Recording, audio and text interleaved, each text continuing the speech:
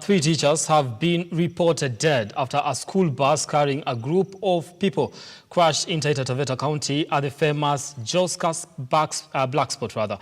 Now, the Memon Academy school bus was reportedly ferrying teachers from a burial function on Saturday evening before the tragic incident, as Sami Adika now reports.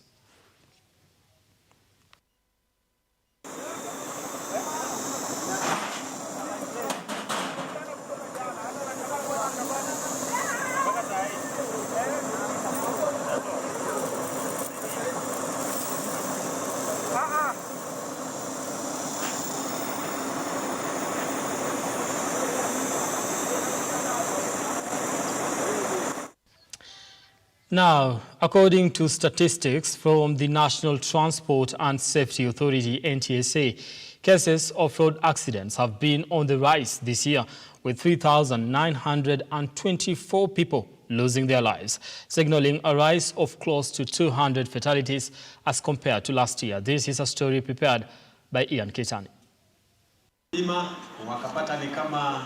The statistics from the National Transport and Safety Authority have indicated that a total of 4,103 people have lost their lives due to road carnages as at the 17th of November this year, indicating a 4% rise from last year. As at 17th November, we have recorded 18,474 crash victims, of which 4,103 were fatal. 8,371 were serious injuries, while 6,000 were slight injuries.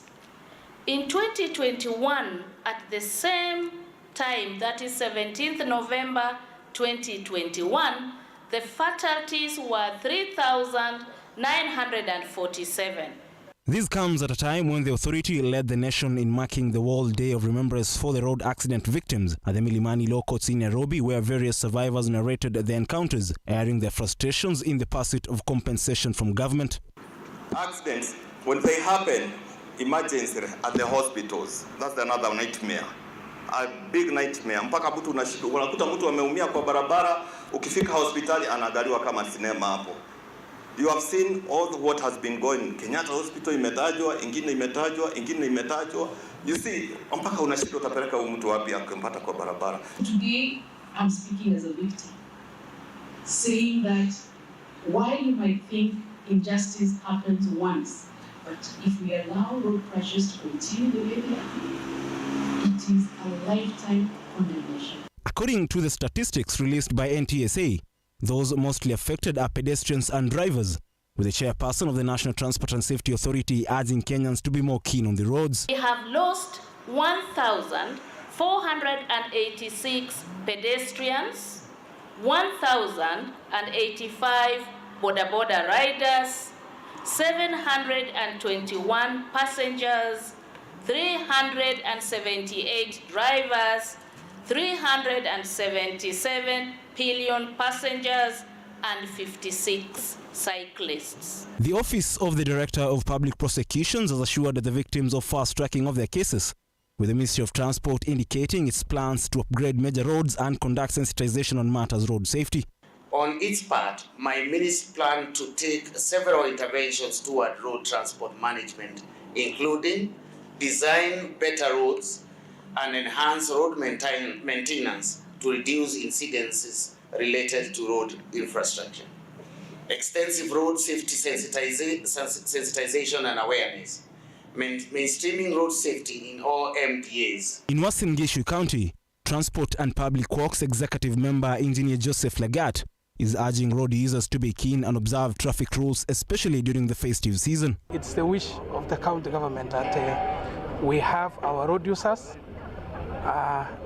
following the rules, the road traffic rules that are there, so that we minimize on these road crashes or road accidents. With statistics indicating that the number of road carnages and fatalities are on the rise year in, year out, the challenge is now on the key stakeholders to put in place a raft of measures to curb the never-ending menace. Ian Kitani, Lookuptv at the Milimani Law Courts.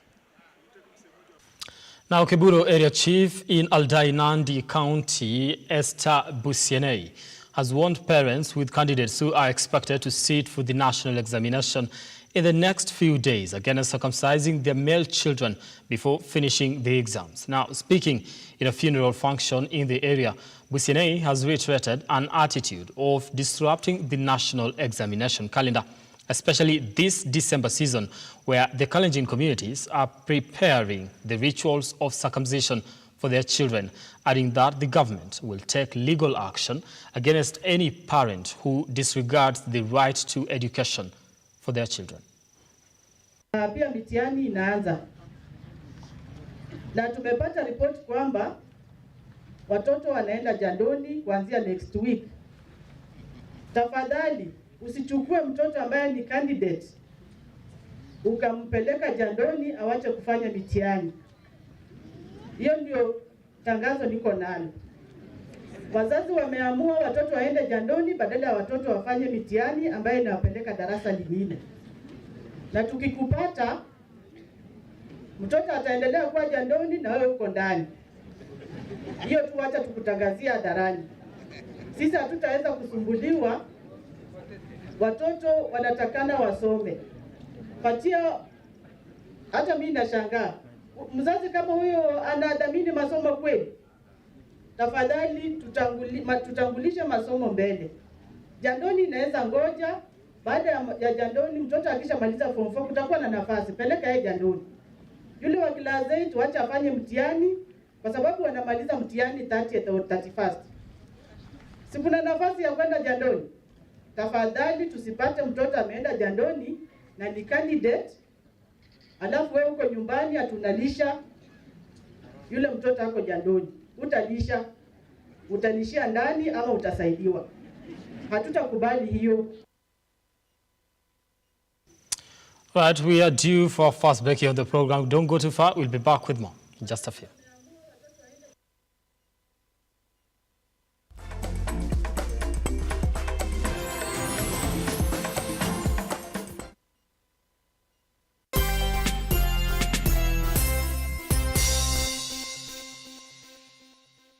Vera Beauty and Fashion College is focused on being the leading technical and vocational training institute in the region. Our team possesses in-depth knowledge and extensive experience in the industry, offering thorough training in cosmetology, hairdressing, interior design, creative arts, training of trainers, nail technology, and fashion design. With branches in Nairobi, Thika, Meru, Eldoret, and now in Mombasa, our courses ensure that learners are completely equipped with knowledge, competency, and employability skills. Enroll today to be a part of a center of excellence.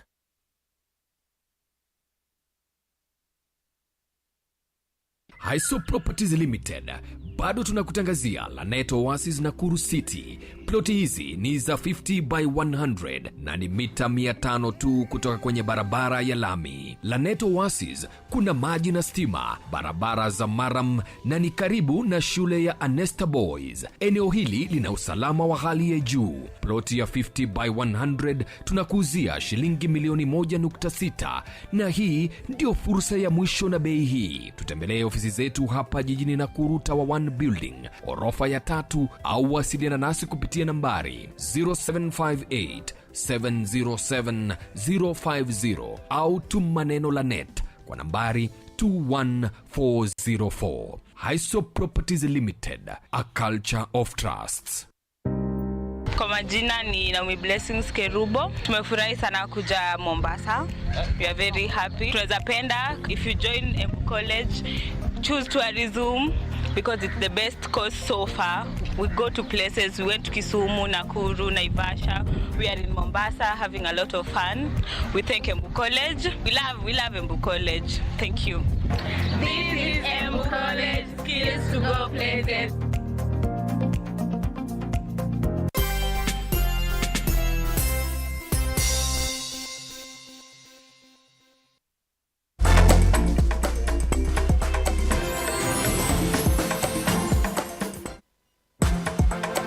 Thank you for staying with us here on the program. Let's continue bringing you up to date with what has been happening across the country. Now, as the national exams are expected to commence this month, Turkana's First Lady, Lilian Kamudei El-Ekamais, has advised parents to take care of the children while at home during the 2 months break to avoid early pregnancy and use of drugs.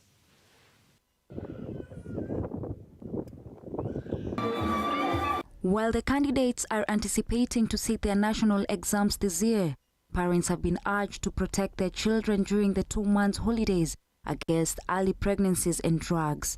Speaking at St. Peter's Lorugum Catholic Church, Loima Sub-County, Turkana First Lady Lilian Kamudei Ekamais has indicated that many students are prone to indulge in drugs while in school break, while others get pregnant early, which makes them drop out of school. Mtapata watoto wote wamepata mimba, wameharibika, tutalaumu nani? Tutalaumu nani tukiwa wazazi? Tafadhali mzazi ambao uko na mtoto, hata kama ni mtoto wa dada wako, hata kama ni mtoto wa jirani ambaye amekuja kukaa kwako, tunza kwa njia inayofaa. Chukua nafasi hiyo kuweka mtoto wako karibu na wewe. Chukua hiyo nafasi kutunza mtoto wako. In a rejoinder, Bishop John Binda stated that many students misuse drugs while on vacation. Sasa ni wakati wakienda likizo, kwa sababu itakuwa likizo ndefu kidogo ya kama miezi miwili, watii wazazi. Wawe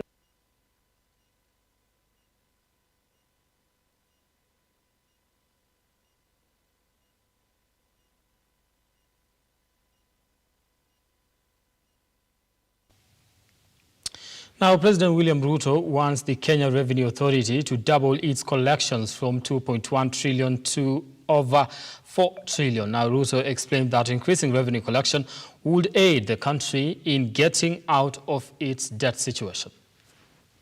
Amen.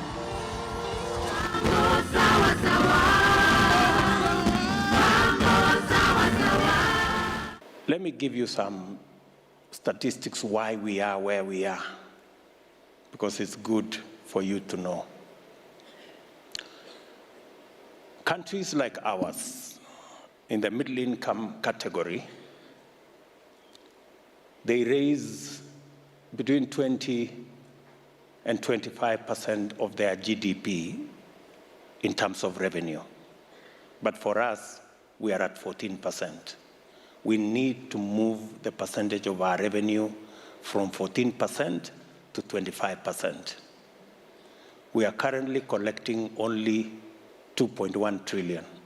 I want you to pray for our nation so that we can move our revenue from 14% to 25%, because that is where countries like ours are.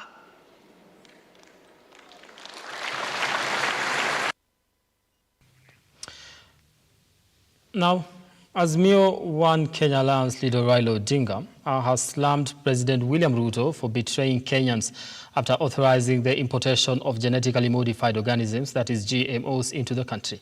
Now, speaking at a press conference on Sunday, Raila claimed that the decision was made without much deliberations with various parties and public participation. As we stand right now, Speaking in Nairobi County on Sunday, the Azimio leader Raila Odinga asked Kenyans to reject the introduction of genetically modified crops GMOs in the Kenyan market, stating that they are harmful. We ask Kenyans to oppose this move and to totally reject any GMO foods should they ever enter the Kenyan market. Our constitution is clear on the sovereignty of the people on matters both small and large. The president used an outgoing cabinet, which was basically an interim.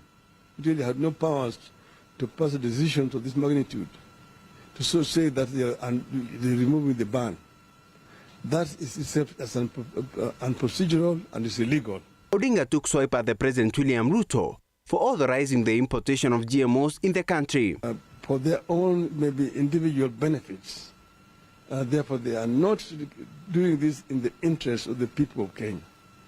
While defending his stand, Odinga accused the president of being a puppet working for foreign nations.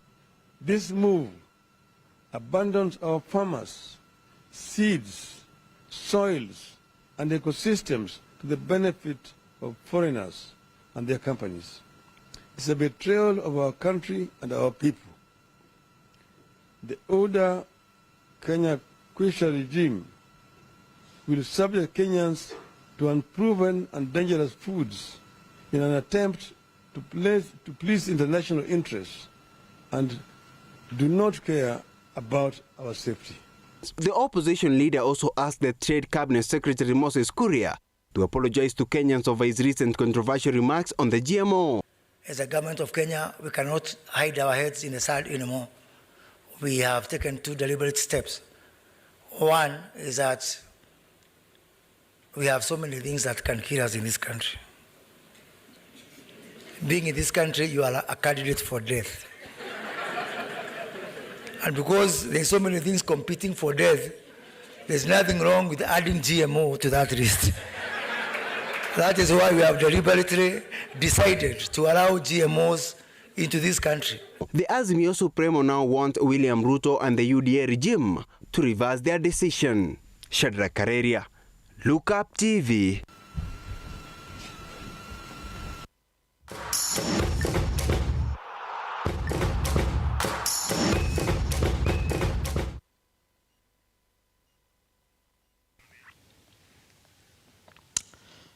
Let's get sporty tonight. Now, with all the hype that comes with the FIFA 2022 World Cup, as all the roads lead to Qatar, a number of notable players have suffered painful experiences after being ruled out of the tournament following injury concerns. Now, the latest being the 2022 Ballon d'Or winner, Karim Benzema, who has joined a long list of